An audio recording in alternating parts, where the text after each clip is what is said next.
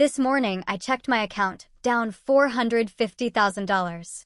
Then a text popped up, "Thanks for the house and the car, Mom." I just smiled. My sweet daughter had no clue whose card she used. The very next day, she was at my door crying. I woke up to a financial nightmare, nearly $500,000 gone from my bank account. And then the text came, cold and triumphant. "Thanks for the house and the car, Mom." My blood ran cold, but a chilling smile touched my lips. Oh, my daughter Jessica had absolutely no idea whose credit card that really was. My name is Carolyn, and at 67, I thought I'd seen everything life could throw at me. But nothing, absolutely nothing, prepared me for the morning I discovered my own adopted daughter had stolen almost $500,000 from me while I slept. Jessica, or Diana as I first named her, was always special. I adopted her when she was just 3, after her biological parents died in a car accident. I poured everything into her. My youth, my marriage, all my dreams. Everything was for her. That morning, after I checked my account online, I drove home. Jessica was there in my living room, with her husband, Kevin. They both had the smirk, a look of pure triumph, like they'd just won the lottery at my expense. It made my stomach clench. "Mom, I have to tell you something," Jessica chirped, fiddling with keys to a brand new car. "Kevin and I bought a house." Her eyes shone. A beautiful house with a yard and 3 bedrooms. It's always been my dream. "And where did you get the money?" I asked, my voice calm, almost too calm. I already knew the answer. Kevin cleared his throat, looking a little less confident. "Well, we used your card. Jess said it was money you'd saved up for us, for our future. After all your hard work, we figured it was only fair that you help us get started." How convenient, I thought. How perfectly calculated. My daughter had been siphoning off smaller amounts for months, amounts she probably thought I wouldn't notice. But this time, she'd gone for the big score. $450,000. In one go. "Jessica," I said, looking her directly in the eye, "do you know which account you took that money from?" She shrugged, a casual gesture that shredded my heart. "Your savings account, Mom. The one you've had for years. The one you used to pay for the house, for groceries, everything." Then she laughed. A sound that broke me. "Honestly, I didn't know you had that much money stashed away. You're always complaining about barely making ends meet." Kevin chimed in, "Yeah, Jess told me you were living pension check to pension check, that you barely had enough for food. But it turns out you were rich and didn't tell us a thing. Why would you lie to us?" I just stood there, speechless. I looked at them. These 2 young people, so sure of themselves, so proud of their little heist. They had absolutely no idea what they had just done. They didn't know who I really was. For years, I had meticulously kept my personal life separate from my professional one. Jessica genuinely believed her mother was a poor old woman who cleaned offices for a living. I never told her about my properties, my investments, or the successful logistics company I had built from the ground up. "Do you think it's okay to steal from your mother?"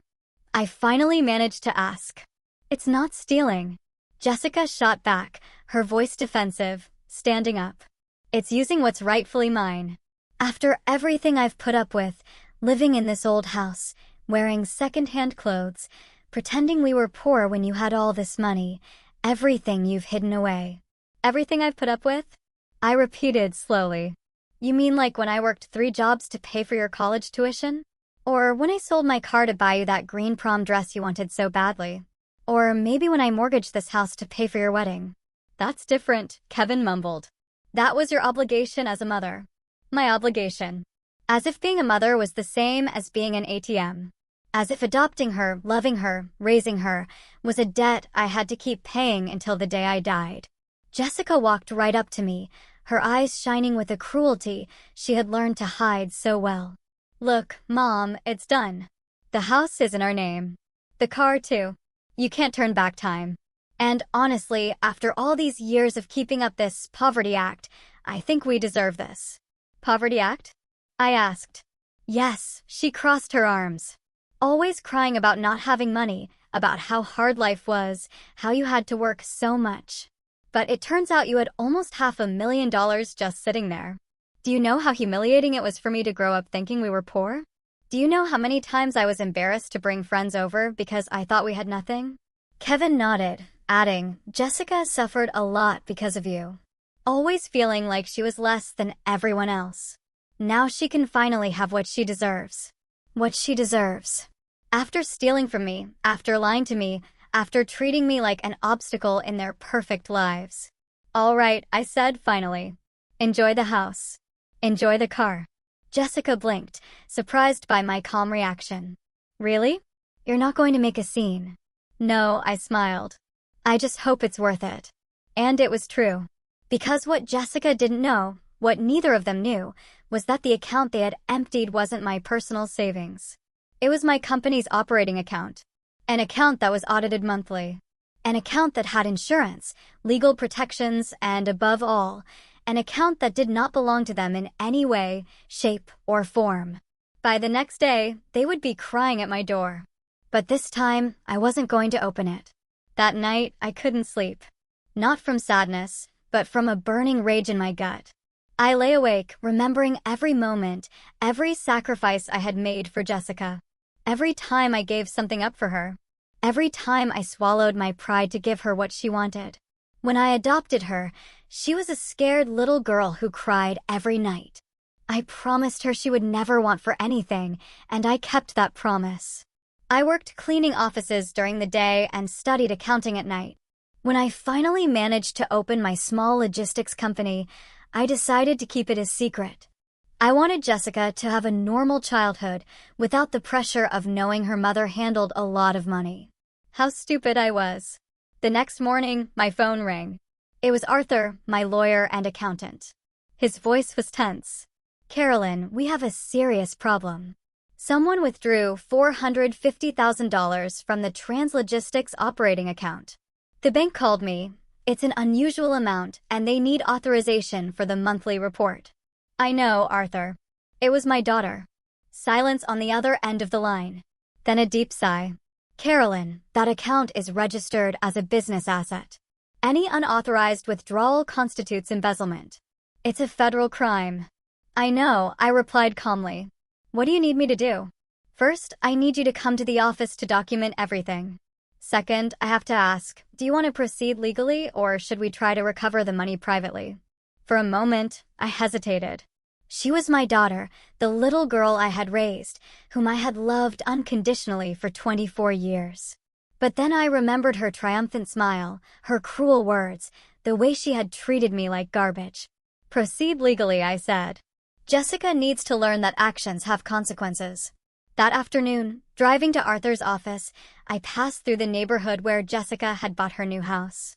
It was an elegant residential area with large houses and perfect lawns. The house she had bought with my stolen money was beautiful. A white facade, huge windows, a red sports car parked in the driveway. I stopped in front of the house and watched for a few minutes. Jessica was in the yard, watering some newly planted flowers. She was wearing a new yellow dress, expensive shoes, and that same look of satisfaction that turned my stomach. Kevin came out of the house with a beer in his hand, hugged her from behind, and they both laughed at something. They looked so happy, so proud of their new life, built on my work, my sacrifice, my stolen money. I stepped on the gas and drove away. At Arthur's office, we went over all the documentation. The withdrawals had started 6 months ago. Small amounts at first. $1,000 here, $2,000 there. How did she get access to the account? Arthur asked. I gave her a supplementary card years ago, when she started college. It was for emergencies. I never thought she would use it for this. I felt so naive, so stupid. I always checked the statements, but they were small amounts at first. I thought they were legitimate expenses. Carolyn, the total stolen over these 6 months comes to $580,000, Arthur said, showing me the papers, not just the $450,000 from yesterday. She has been stealing from you systematically, $580,000. Almost everything I had in that operating account, money I needed to pay salaries, suppliers, company expenses. Jessica hadn't just stolen from me. She had stolen from my employees, from their families. What happens now? I asked. We filed a report today. The bank freezes all transactions related to that card. And since she used the money to buy real estate and a vehicle, we can request the immediate seizure of both as evidence of the crime. How long will that take? If all goes well, we'll have the court orders by tomorrow afternoon. Jessica is about to find out she robbed the wrong account. That night, I decided to stay in a hotel. I couldn't be in my own house, waiting for Jessica to come celebrate her theft, to rub her new life, built on my pain, in my face. I chose the Emperor Hotel, the most elegant in the city. I booked the presidential suite. If I was going to plan my revenge, I was going to do it in style. From my window, I could see the whole city, all the lights, all the buildings, the entire life I had built in silence, while Jessica believed her mother was just a poor old cleaning lady.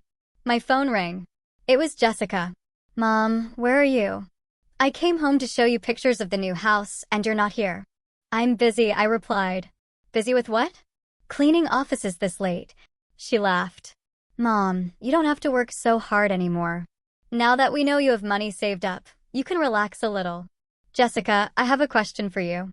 "What is it?" "Did you ever wonder where the money you stole came from?" Silence. Then her voice turned defensive. "I didn't steal anything. I used money that was rightfully mine. Money you had been hiding from me my whole life. And what if I told you that money wasn't mine?" "What are you talking about?" "What if I told you that you just committed a federal crime?" Jessica laughed, but it sounded nervous. "Mom, stop being so dramatic. It's your money, your card. There's no crime." "You'll find out tomorrow," I said, and hung up. The next morning, Arthur called me early. "We have the orders. The agents are on their way to the house. They're also going to impound the car. Jessica will be served with a court summons in a few hours." "What's going to happen to her?" "Depending on whether she cooperates, she could face between 5 and 10 years in prison for embezzlement and fraud. Plus, she'll have to pay back every cent, plus interest and penalties." 5 to 10 years. My daughter could go to prison for 5 to 10 years. For a moment, I felt a pang of pain. But then I remembered her words. It's my obligation as a mother. I remembered how she had treated me, how she had justified stealing from me, how she had celebrated ruining my life. No, Jessica had chosen this path. Now she would have to walk it to the end. At 11 in the morning, my phone started blowing up with calls. Jessica, Kevin, unknown numbers. I didn't answer any of them, but I did read the text messages that flooded in over the next few hours. "Mom, answer the phone right now. What have you done? The police took our car. Mom, please call me. I'm desperate. You're a terrible mother. How could you do this to me? Mom, I'm sorry. Please, let's fix this." Each message was more desperate than the last. Jessica had finally understood that she had robbed the wrong account, that she had completely underestimated her mother, that she had played with fire and gotten burned. But I was just getting started. At 2 in the afternoon, I decided to do something I hadn't done in years. I went shopping. Not just anywhere. I drove straight to the most exclusive mall in the city, the one where Jessica had always dreamed of shopping but could never afford.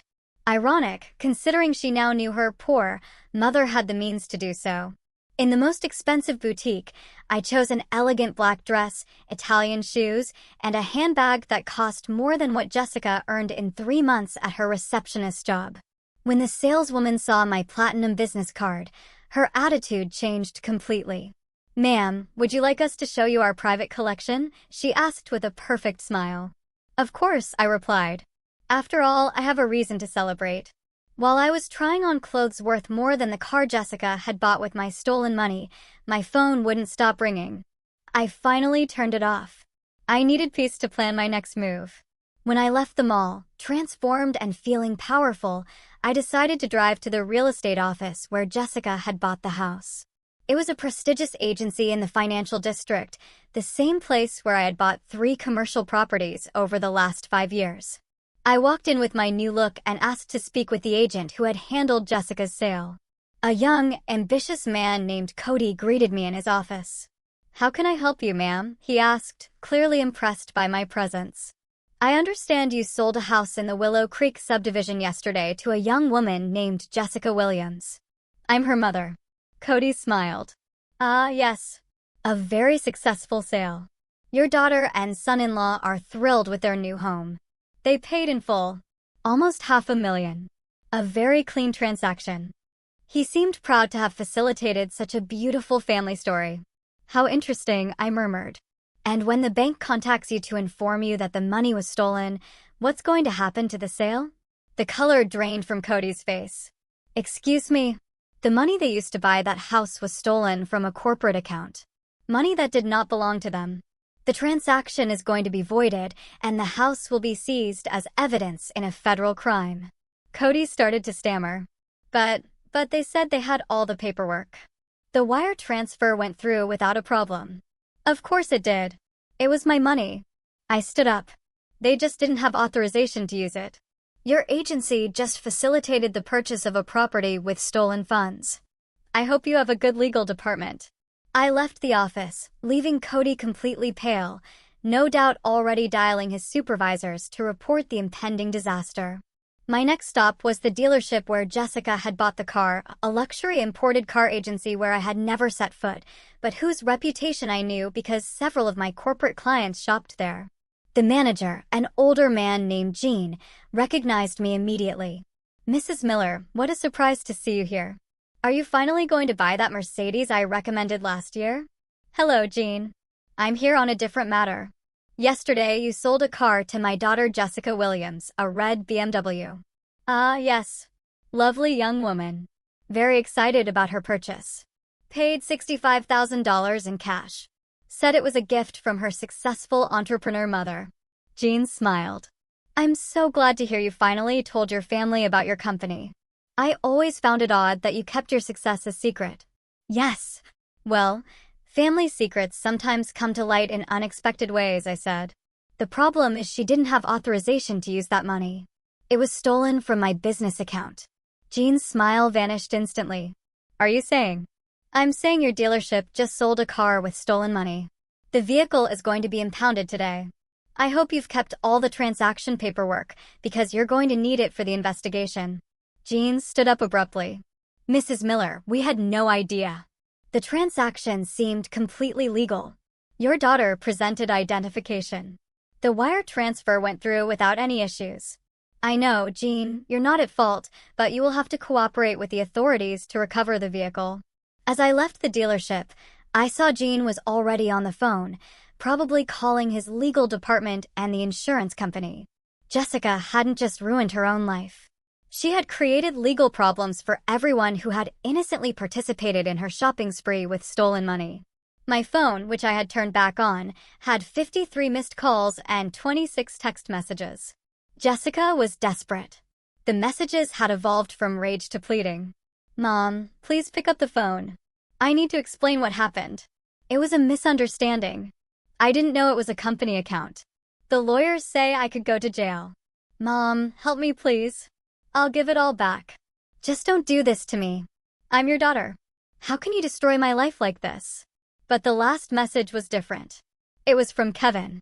Mrs. Miller, we need to talk. Jessica is having a panic attack. The lawyers told us this is very serious. Please, can we handle this as a family? We don't want to go to trial. A panic attack? After 24 years of treating me like her personal maid, after stealing almost $500,000, after celebrating the ruin of my life, Jessica was having a panic attack because there were finally consequences for her actions. I decided to answer that message. Kevin, you should have thought about the consequences before you stole the money. It's too late for family arrangements now. His reply came in seconds. Please, ma'am. Jessica didn't know it was a company account. She thought it was your personal money. It was an innocent mistake. An innocent mistake. Stealing $580,000 over 6 months was an innocent mistake. Kevin, an innocent mistake is using the wrong card at the grocery store. Stealing $500,000 to buy a house is a premeditated crime. Jessica knew exactly what she was doing. But she's your daughter, ma'am. Your own adopted daughter. How can you send her to jail? There it was. The adoption card, the emotional play they knew would hurt me, reminding me that Jessica wasn't my biological child. As if that meant I had less right to expect respect and honesty from her. Kevin, it's precisely because she is my adopted daughter, because I chose her, because I gave her all my love and my life, that her betrayal hurts more. A biological child might disappoint you by accident. An adopted child who steals from you is a knife straight to the heart. There was no reply after that. That night, from my hotel suite, I called Arthur for a full report. The seizure orders were executed successfully, he said. The house is sealed and the car is in the judicial impound lot. Jessica and Kevin had to leave the property with only what they could carry in a suitcase. Where are they now? As far as we know, they're staying in a cheap motel on the outskirts of the city. Jessica has hired a public defender. Her first hearing is the day after tomorrow. What's going to happen to her? Carolyn, let's be honest. With all the evidence we have, it's almost impossible for her to avoid prison. The only way would be if you drop the charges and they reached a private settlement for restitution. And if I don't drop the charges? Between 5 and 10 years in federal prison, plus full restitution, plus fines and interest. Her life, as she knows it, is over. 5 to 10 years. My daughter, the little girl I had raised since she was 3, could spend the next decade in prison for stealing from me. Did it hurt? Of course it hurt. But what also hurt was every cruel word she had said to me. Every time she had treated me like trash, every moment she had celebrated destroying my life. Arthur, I said finally, proceed with everything. Jessica needs to learn that decisions have consequences, and I need to learn to stop protecting people who hurt me. The next day, I received a call I wasn't expecting. It was Susan, my younger sister, who lived in another city and rarely spoke to me. Carolyn, Jessica called me crying. She told me what's happening. Is it true you're going to send her to jail? Jessica stole $580,000 from my company, Susan. I'm not the one sending her to jail. She's the one who put herself in this situation. But she's your daughter. Susan sounded desperate. You raised her from a baby. How can you be so cold? Cold? I repeated slowly. Susan, do you know how many times Jessica told me I was a burden to her? Do you know how many times she made me feel like I owed her something just for existing? She robbed me, celebrated robbing me, and now that there are consequences, I'm the bad guy. But you can drop the charges. You can forgive her. And then what? She robs me again in 6 months? She keeps treating me like garbage because she knows there will never be consequences. My voice was breaking not from sadness, but from years of suppressed rage. Susan. Jessica never respected me. She never valued anything I did for her. To her, I was always just a walking ATM. Carolyn, please, no, I cut her off. For 24 years, I gave her everything. I gave up having more children for her. I gave up remarrying for her. I worked day and night to give her everything she wanted. And she repaid me by stealing from me and humiliating me. No more, Susan. It's over. I hung up the phone, feeling a strange mix of relief and pain. It was the first time in years I had said aloud everything I had sacrificed for Jessica, everything I had given up for a daughter who never appreciated it. An hour later, another message from Jessica arrived. This one was different, longer, more desperate. Mom, I know you're furious with me, and you have every right to be. I know what I did was wrong, but please don't let this destroy our family forever. I'm willing to give back all the money, to work to pay you back for years if I have to, but please don't send me to jail. I won't survive in there. I'm begging you as your daughter, as the little girl you raised, give me a chance to fix this. For the first time in days, Jessica sounded genuinely remorseful. She wasn't blaming me. She wasn't justifying her actions. She wasn't playing the victim card. She was admitting her mistake and asking for forgiveness. For a moment, my heart softened. Maybe we could fix this. Maybe she had learned her lesson. Maybe. Then I remembered something. I remembered the smile on her face when she told me she had used my money. I remembered how she had celebrated her cleverness in robbing me. I remembered every cruel word, every moment of contempt, every time she had treated me like I was worthless. And I remembered something more important. This hadn't been an impulse. Jessica had been stealing from me for 6 months. She had planned the big heist. She had calculated exactly how much to take to buy the house and the car. It had been methodical, deliberate, cruel. I replied, Jessica, if you were truly sorry, you wouldn't have stolen from me in the first place. If you truly loved me as a daughter, you wouldn't have celebrated ruining my life. Your remorse only came when you found out there were consequences. That's not real remorse. It's fear. Her response was immediate. Mom, please. I'm young. I made a mistake. Everyone deserves a second chance. Jessica, you had 28 second chances over 6 months. Every time you used my card, you had a chance to stop. Every time you saw the money in your account, you had a chance to return it. Every time you lied to my face about your expenses, you had a chance to confess. You used all your chances, stealing more from me. That afternoon, I decided to do something I had been putting off for years. Visit my parents' grave. It had been 3 years since I'd been to the cemetery. There were always excuses. Work, Jessica needed something, I didn't have time. I drove to the cemetery and sat in front of Mom and Dad's headstones. For the first time in years, I cried. But I didn't cry for Jessica. I cried for myself. For all the years I had lost being the perfect mother to a daughter who never valued me. For all the opportunities for happiness I had rejected to dedicate myself completely to someone who saw me as an obstacle. Dad, Mom, I spoke aloud. I think I got it wrong. You taught me to love, to give, to sacrifice for family. But you never taught me when to stop. You never taught me that love without respect is abuse. That giving without limits is self-destruction. The wind rustled the leaves in the trees. And for a moment, I felt as if my parents were there listening. Jessica is going to go to jail, I continued. And I know you would say I should forgive her, that she's my daughter, that family is the most important thing. But I also know that you would never have stolen from me, that you would never have treated me with the contempt she has shown me, that you would never have celebrated destroying my life. I stayed there until the sun began to set. When I stood up to leave, I felt different, lighter, as if I had left a heavy burden beside those graves. That night, in my hotel suite, Arthur called with an update. Carolyn, Jessica's lawyer, contacted me. He wants to negotiate a plea deal. Jessica is willing to plead guilty in exchange for a reduced sentence and a payment plan for restitution. What kind of reduced sentence? Probably 2 years in prison instead of 5 to 10, plus 5 years of probation during which she would have to pay the full restitution. 2 years. My daughter would spend 2 years in prison. And if we reject the deal? We go to trial where she will likely receive the full sentence. 5 to 10 years with no possibility of early parole. What do you recommend?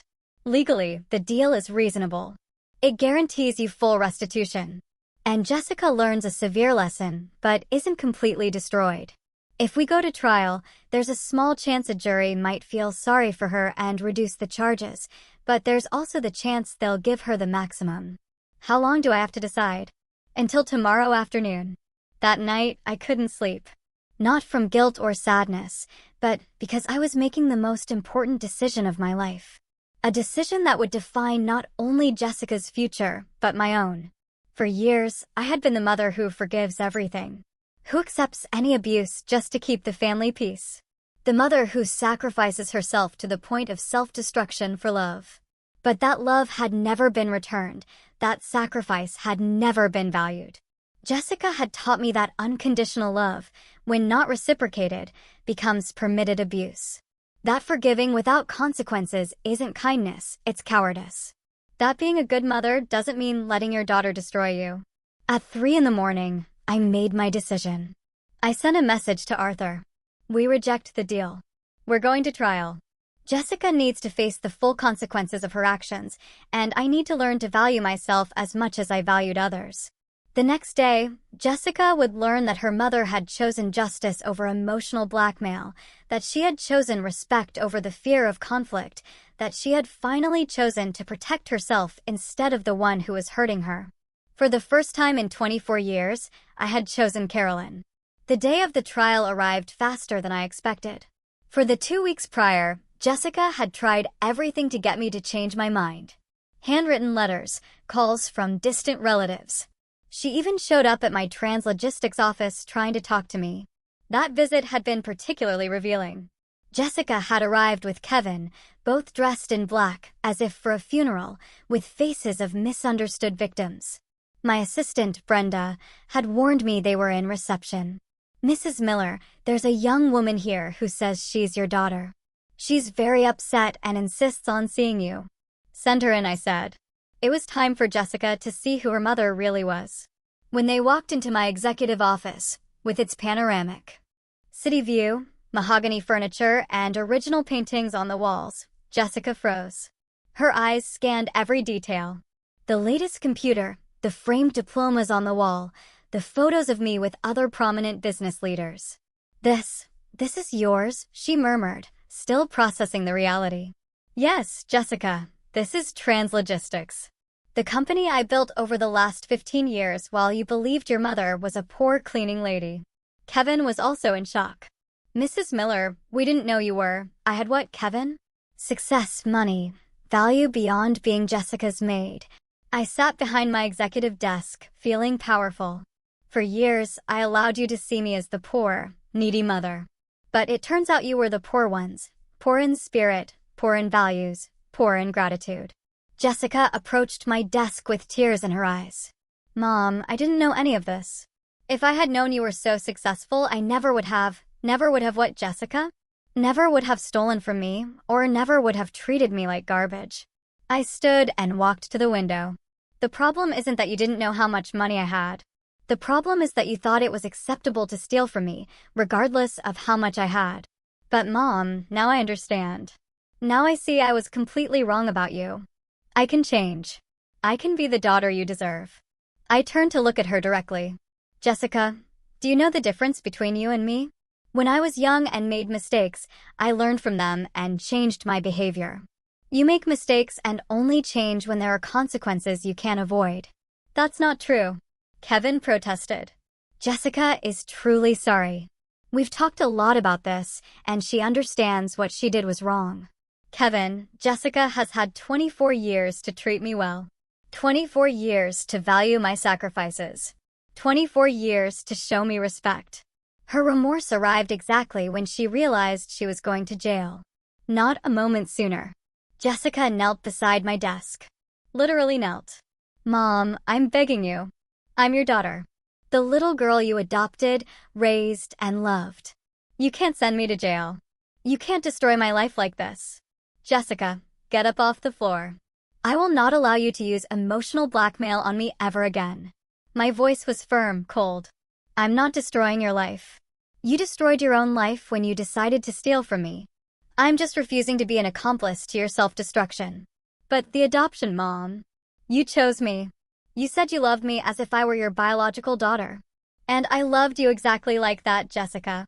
But love has limits. Love doesn't mean allowing someone to abuse you indefinitely. Real love includes consequences when someone you love makes destructive choices. Kevin tried to intervene. Mrs. Miller, we understand you're hurt, but Jessica is family. Family forgives. Family supports each other. Kevin, for years, I was the only one in this family who forgave, who sacrificed, who gave support. Jessica never forgave me a single mistake, never gave me emotional support, never sacrificed for me. This family was a one-way street where I gave everything and she took everything. Jessica stood up, her face transforming from pleading to rage. You know what, Mom?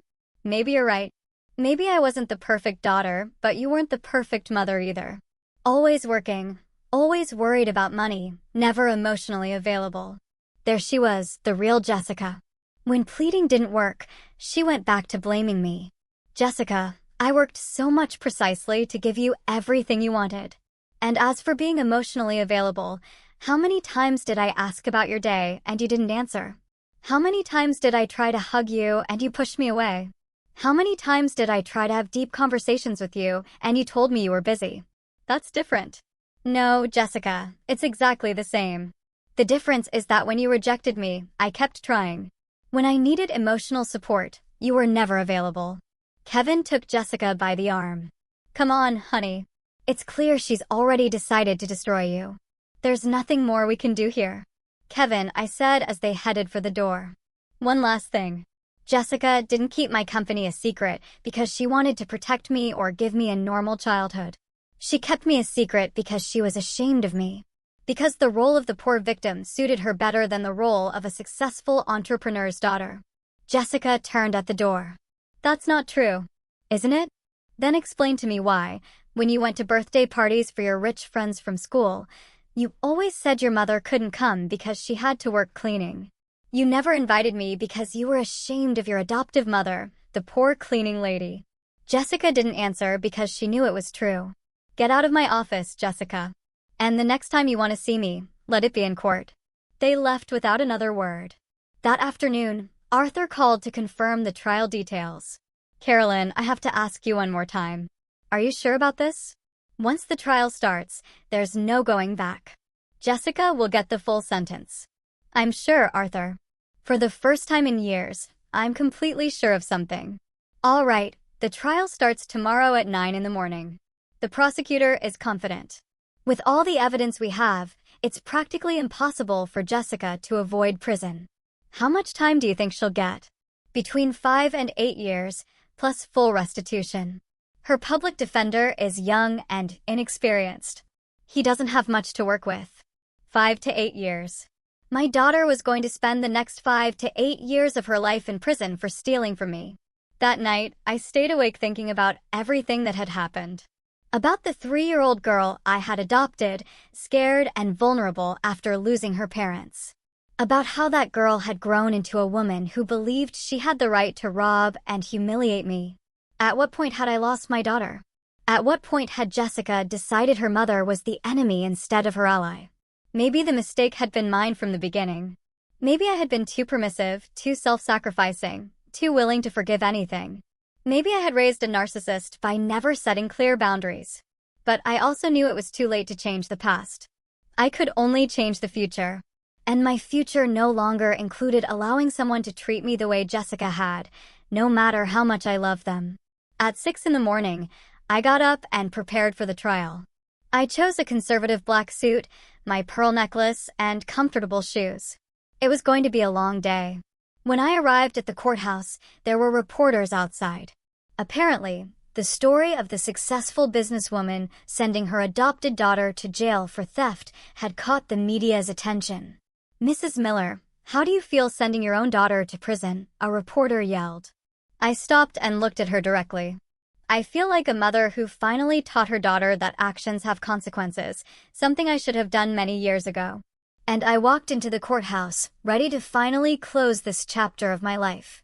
The courtroom was packed, not just with family and onlookers, but with reporters who had turned my family's pain into public entertainment.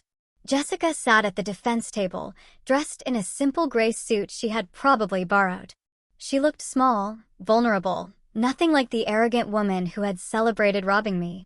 When our eyes met for the first time in weeks, I saw something in them I hadn't seen before, real fear. Not the manipulative fear she used when she wanted something, but genuine terror of what was about to happen to her. For a second, just a second, my mother's heart softened. Then I remembered her smile when she said, "Thanks for the house and the car, Mom." And my heart hardened again. The prosecutor, a serious man named Mr. Davis, presented the case with surgical precision. Every transaction, every withdrawal, every lie meticulously documented. The evidence was overwhelming. $580,000 stolen over 6 months from a business account to which Jessica only had access for emergencies. Ladies and gentlemen of the jury, Mr. Davis said in his opening statement, this is not a case of a desperate daughter taking money in a family emergency. This is the story of a systematic, calculated, and cruel theft by a woman who stole from her own adoptive mother's company, risking not only Mrs. Miller's assets, but the jobs of 20 families who depend on translogistics. Jessica lowered her head when Mr. Davis mentioned the employees. It was something she had probably never considered, that her theft affected not just me, but all the people who worked for my company. The public defender, a nervous young man, tried to paint Jessica as a victim of circumstance. He spoke of her childhood as an orphan, of how she had grown up not knowing her mother's true financial status, of how she had misinterpreted the availability of the money. My client, he argued with a trembling voice, grew up believing her mother was a low-income worker struggling to make ends meet.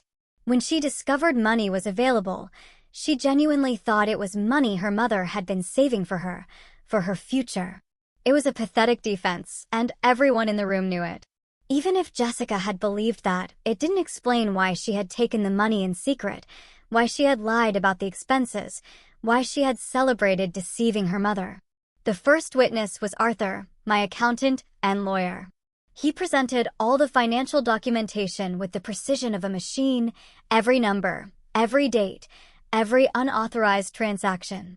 When his testimony was over, it was impossible to deny that Jessica had been systematically stealing for months. The second witness was Brenda, my assistant at Translogistics. She testified about how Jessica had visited the office multiple times over the past few years, always seeing the company's luxuries, but never asking about her mother's business. Miss Williams seemed uncomfortable every time she came to the office, Brenda testified, as if she didn't want to be there. Mrs. Miller always tried to include her in conversations about the company. But Jessica would always change the subject or say she had to leave. Then came the witnesses that hurt me the most, my employees. One by one, they took the stand and spoke about how Jessica's theft had endangered their jobs. When the operating account was nearly empty, testified Rosalia, my human resources manager, we couldn't make payroll on time. We had to take out an emergency loan. Several employees thought the company was going bankrupt and started looking for other jobs. Jessica didn't look up during this entire testimony. She was finally understanding that her innocent mistake had had real consequences for real people. When it was my turn to testify, I approached the stand, feeling the weight of 24 years of motherhood on my shoulders.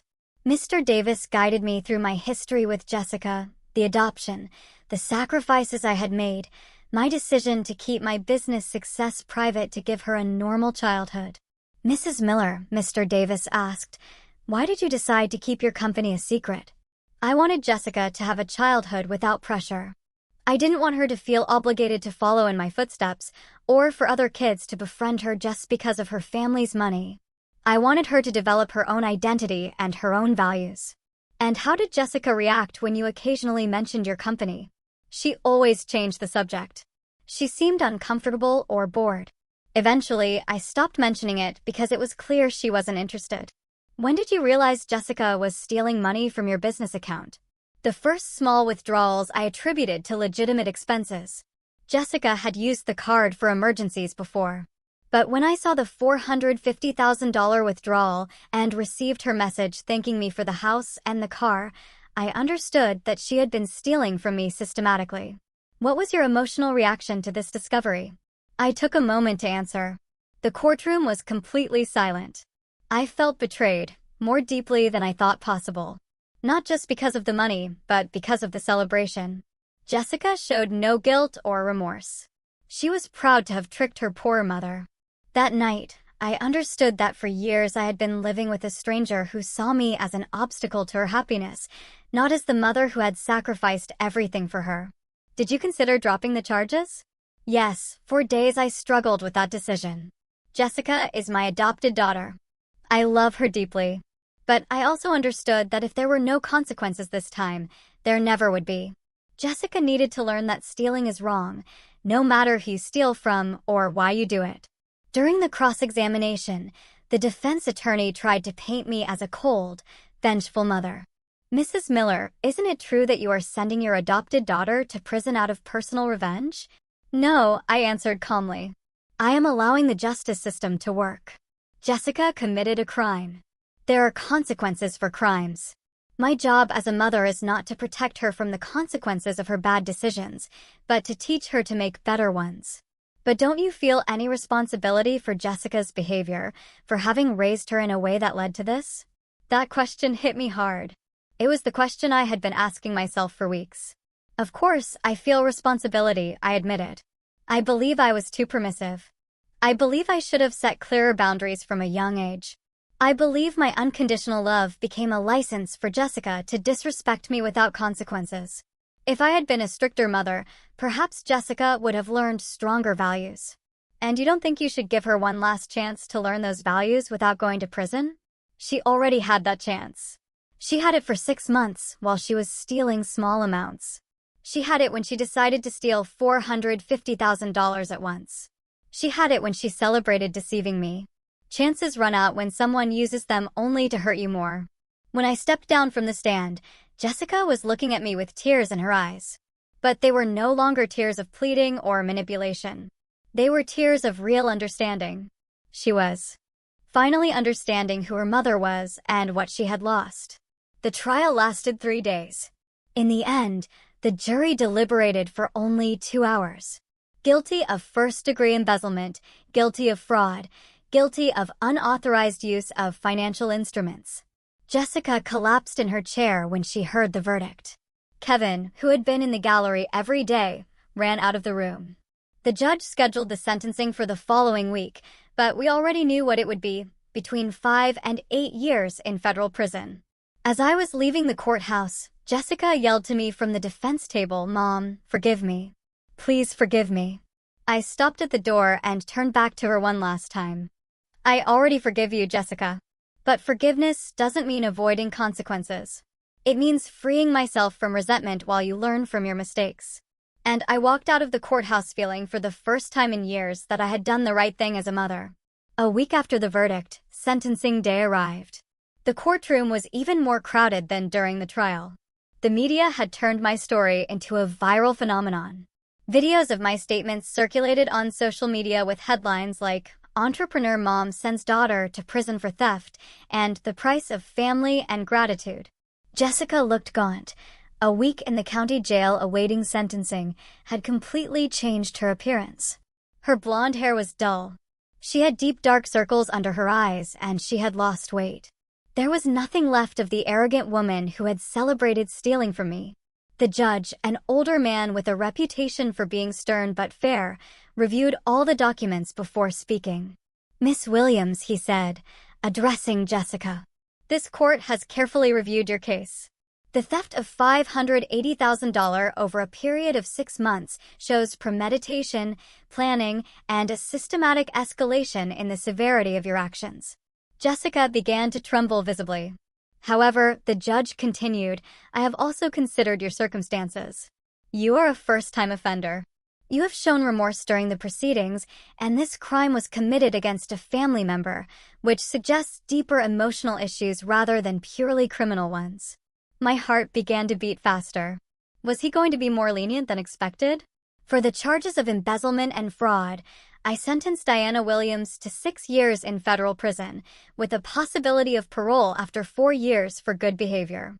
Additionally, you must pay full restitution of $580,000 plus interest and legal costs, which amounts to a total of $720,000. Jessica completely collapsed. Her defense attorney held her up as she sobbed uncontrollably. Furthermore, the judge added, "During your period of parole, Miss Williams will be prohibited from contacting the victim, Mrs. Carolyn Miller, without express judicial authorization. This restraining order will be in effect for 10 years. 10 years without being able to contact me. My daughter couldn't talk to me, visit me, or come near me for a decade." "Do you have anything to say before this hearing concludes, Miss Williams?" the judge asked. Jessica managed to stand, leaning on the table. Her voice was barely a whisper, but the microphone picked up every word. "Yes, Your Honor. I want to apologize to my mother in front of everyone. Carolyn adopted me when I was an orphan child and gave me everything. Literally everything. Her time, her money, her love, her dreams, and I repaid her with cruelty and ingratitude." Tears streamed down her face. "For years, I treated her like she was my personal servant, like she owed me something just for existing. I never valued her sacrifices. I never respected her love. And when I found out she had money, my first reaction was to steal it and celebrate having deceived her." The silence in the room was total. Even the reporters had stopped writing. "Mom." Jessica looked directly at me. "I know it's too late. I know I destroyed our relationship forever, but I want you to know that now I understand everything you did for me. I understand what I lost. I understand that you weren't my enemy. You were my greatest protector, and I was too blind and too cruel to see it." Her voice broke completely. "If I could turn back time, I would change everything. I would treat you with the respect you always deserved. I would value every sacrifice you made. I would love you the way you loved me, but it's too late for that. I can only hope that someday when I get out of prison, you can find in your heart a small space to forgive the daughter who failed you so completely." She sat down and continued to weep silently. The judge looked at me. "Mrs. Miller, do you wish to make a statement?" I stood up slowly. For weeks, I had thought about this moment, about what I would say to Jessica if I had the chance. "Your Honor, for 24 years, I was the mother who forgave everything, who accepted any abuse, who sacrificed everything just to keep the family peace. I thought unconditional love meant love without limits, love without consequences. Love that allows any behavior just so you don't lose the person you love." I looked directly at Jessica. "But that kind of love isn't real love. It's codependency disguised as kindness. It's fear disguised as generosity. For years, I allowed Jessica to disrespect me because I was terrified of losing her love. But what I didn't understand is that respect that is lost without consequences can never turn into real love." My voice grew stronger. "Jessica, I love you. I will always love you. You are my adopted daughter, the little girl I chose to love when you were 3 years old. But loving you doesn't mean letting you destroy me. Loving you means doing the hard thing when it's necessary, even if it means setting boundaries that hurt." I paused to control my emotions. "I accept your apology. I believe you finally understand what you've lost. But apologies don't erase actions. Remorse doesn't eliminate consequences. You are going to prison not because I'm a cruel mother, but because decisions have outcomes, and you made decisions that led to this outcome." Jessica cried silently as I spoke. "I hope you use these years in prison to become the woman you always had the potential to be. The woman who values the people who love her. The woman who understands that gratitude is not weakness, but strength. The woman who knows that respect is the foundation of any real relationship." I took a deep breath before finishing.